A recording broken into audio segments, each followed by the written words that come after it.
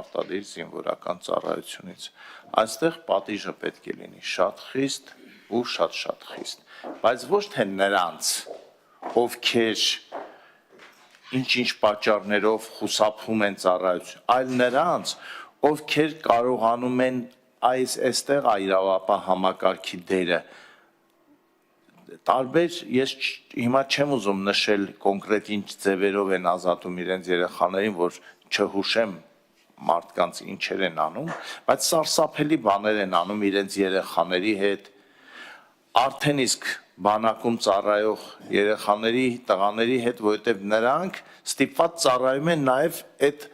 ազատվածների փոխարեն։ Այստեղ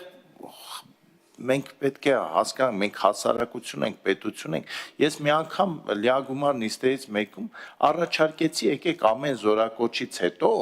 հրապարակենք այն մարդկանց ցուցակը, ովքեր բանակից այս կամ այն պատճառով օրինական ձևով ազատվել են,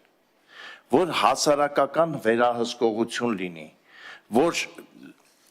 ծանրամար, չգիտեմ, այն բանով, որ զբաղվում են, ինչա, կուլտուրիզմա, ինչա, դրանով զբաղվողը մեկ էլ լսում ես ինքը հիվանդության պատճառով ազատվել է բանակից։